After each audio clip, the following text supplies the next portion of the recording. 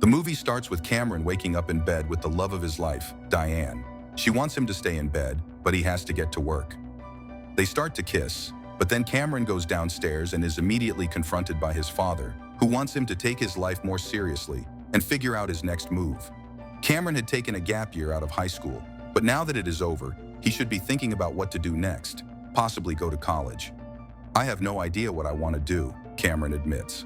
Hunter wants his son to focus on his future instead of playing with the toys he keeps in his room, but Cameron's mom, Carol, defends his choices. She believes it's good for Cameron to take a break. Hunter agrees to give him some time, but only for 3 weeks, after which he expects Cameron to have a plan for his future. However, Cameron is already running late for work, so he gets up to leave, which upsets his mom because she wanted him to have a proper breakfast. He jumps on his bike and rides through the neighborhood to his job at the ice cream shop. Once there, his boss, Lenny, asks him to close up that night, but Cameron explains he has a date with Diane and can't do it. Lenny is skeptical, thinking Diane is way out of Cameron's league. Cameron's co-worker, Liz, looks a bit down when she hears he has a date with someone else. "The only date you've got is with a sock, wank boy," Liz teases outside. Liz and Cameron talk, and it turns out Lenny is making her stay to close up that night. But what really bothers her is that Cameron is going out with Diane, even though she doesn't believe it, thinking Diane is too good for him. Cameron doesn't dwell on her comments and just leaves. He bikes back home, and upon arriving, he spots Diane looking stunning and quickly pulls out his phone. As he watches her, he is captivated by her attractive figure. "What are you staring at?" Diane asks. "Nothing," Cameron replies. Diane steps in to stop the bullies, but they claim Cameron was trying to take pictures of her. He tries to clarify that he was only texting her, but since his phone is now in his hand, he bends down to pick it up, only to find it shattered beyond repair. Cameron explains to Diane that Chad threw his phone, and she tells Jason and Chad to leave. She questions Cameron again about taking photos, but he assures her he doesn't want a picture of her. Later that night, Cameron is in his room when he notices a beautiful woman in the house next door through his window. He quickly turns off the light to avoid being seen and watches her changing, but his mom catches him, so he hastily shuts the curtains. Once his mom is gone, he turns the lights off again and resumes looking out the window, but the woman notices him. During dinner, Cameron dislikes the food his mom made, but he is more worried about his dad, who refuses to buy him a new phone. Hunter wants Cameron to stand up to Chad, who has been bullying him for years. Carol tries to reason with Hunter, but he is firm in his stance. Just then, the doorbell rings, and Cameron goes to answer it. He thinks it's the woman from the window, but it's Diane instead, and she doesn't see anyone else. She's there for their date and couldn't contact him because his phone is broken. They enjoy themselves while driving to the pizza place. After arriving and starting to eat, Martin walks in. Cameron calls him over, not realizing Diane wants to avoid him. Martin joins them, but the atmosphere is awkward. "Hey, Martin," Cameron laughs to ease the tension, but Diane isn't amused. Cameron follows her outside, and during the awkward car ride, he asks her why she suddenly became distant, but she doesn't want to discuss it. Eventually, she reveals that Martin stood her up at prom, which is why she feels awkward now. As they continue talking, Diane and Cameron are about to kiss when he spots the woman from the window in the driveway. "I have to go," he blurts out, rushing inside, clearly acting strange. He heads in to check, but the woman from the window has vanished. "We need to talk." He tries to confront her, but she maintains control of the situation. She introduces herself as Victoria, explaining she's house-sitting for the owners. Cameron apologizes for the misunderstanding and offers to help her sneak out to avoid his parents. Victoria takes advantage of this to make him drive her. While they're driving, he tries to flirt with her. After learning her boyfriend is dead, he asks her age, but she brushes off the question and tells him to stop at a parking lot. The place is closed, and she takes his keys before stepping out, ensuring he can't leave her behind. She meets a man at the door, who lets her in, leaving Cameron alone outside. Curious, he steps out to investigate and sees the man running out. "Help me! Help me!" the man shouts. Cameron jumps back into the car, locking the doors as Victoria emerges and bites the man's neck, killing him. Panicking, Cameron tries to flee, but Victoria catches up to him. They continue driving as Cameron freaks out over what he just saw, but Victoria laughs it off, telling him to relax. She's a vampire. Now he has no choice but to drive her wherever she wants to avoid getting hurt. She seals their agreement with a kiss. The next morning, as Hunter questions Cameron about the blood on the car, Victoria shows up and claims a deer fell on it, causing the blood stains. She then convinces Hunter to let Cameron keep the car to drive her around. At work, Cameron is recounting his date with Diane to Lenny when Liz tells him someone is waiting to talk to him outside. It's Martin, who wants another shot with Diane. Her looks just mess with my head, Martin admits. Cameron agrees to talk to Diane on his behalf. When he brings it up with Diane, she finds Martin's comments endearing. Despite his own feelings for Diane, Cameron agrees to help. That night, as they drive, Cameron realizes it's better not to know too much about Victoria's motives. They arrive at their destination, and as usual, Cameron stays in the car. Oh my God, she exclaims when she returns to the car, and he rolls down his window as she cleans up. Cameron later washes the car, and they head back home. That night, Cameron is sleeping when Victoria appears in his bed. She reveals she's 247 years old because her lover was killed by vampires for resisting, and they turned her into a vampire. The next morning, Martin wakes Cameron, unsure how to impress Diane. They decide Cameron will accompany him on the date. Later, while talking to Diane, Cameron mentions he has plans with another girl. Must be paying her. Liz and Lenny joke about Cameron dating Diane. That night, Cameron is excited about the vampire hunts after learning Victoria's targets are all vampires.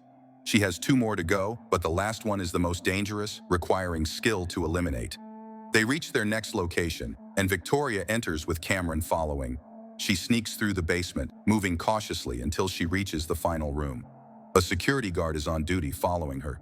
When he catches up, he shoots her down. Cameron tries to intervene but gets shot as well, collapsing. However, Victoria isn't dead. She bites the guard, killing him. She sees Cameron on the ground and rushes to him, fearing he's been shot. I was pretending to be dead, Cameron says. Angry that he put himself in danger, Victoria takes him home, deciding to postpone their adventure. He persuades her to help him get out of a 3-person date with Diane and Martin, and she reluctantly agrees. The following day at work, Liz finally musters up the courage to ask Cameron out, and he agrees. But with so much going on, he can't make it to the concert that night. Cameron joins Martin and Diane on their date. Martin is enthusiastic but too awkward to converse well with Diane alone. Cameron tries to facilitate their interaction, but they struggle to connect. I'm going to let you 2 eat, he says. No, Diane insists, heading to the bathroom. Victoria arrives to fetch Cameron, suggesting it's a mistake to have Martin and Diane date when Cameron is in love with Diane. They drive to his job, but Cameron hesitates to get out of the car because Chad and Jason are there. Victoria confronts them, provoking Chad enough to start hitting Cameron, forcing him to fight back.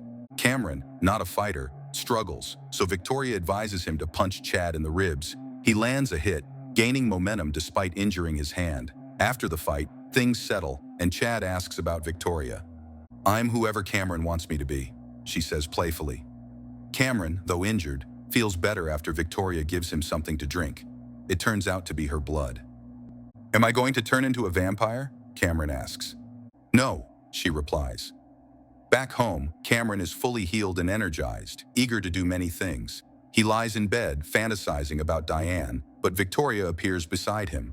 Grateful for his loyalty, she kisses him, and they start making out passionately.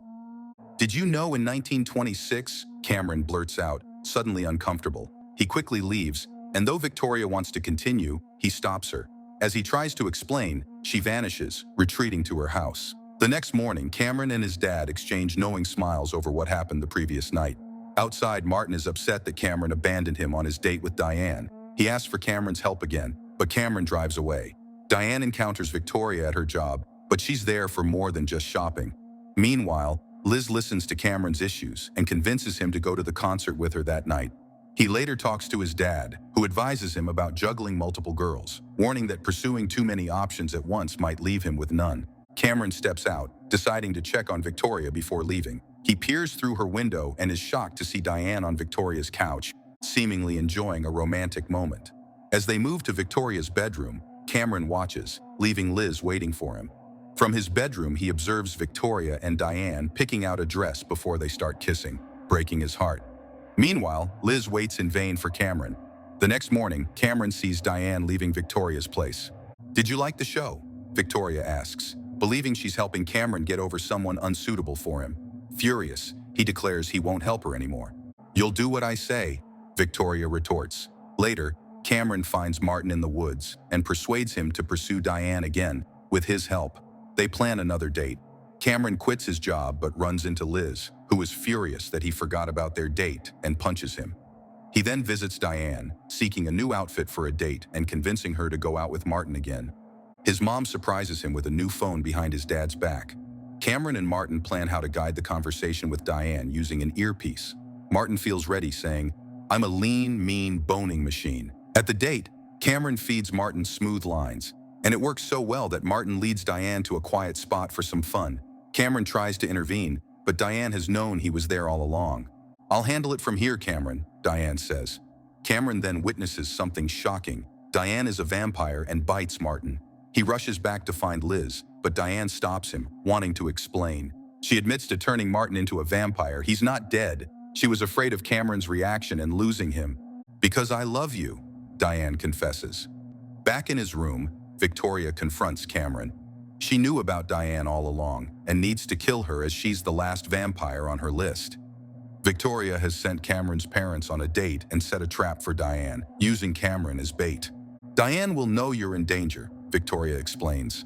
Diane arrives but encounters Lenny, who has figured out she's a vampire, so she turns him into a vampire to keep her secret. Diane and Martin enter the house. Victoria is there solely to kill Diane, not harm Cameron. The two women fight violently until Victoria learns the truth. Diane wasn't responsible for her lover's death. Diane's master was the real killer. "So what's next?" Cameron asks. The movie concludes with Cameron finally deciding on his future. He will write a book about vampires. He also makes amends with Liz by telling her the whole truth, earning her forgiveness and another chance, even if she doesn't fully believe his story.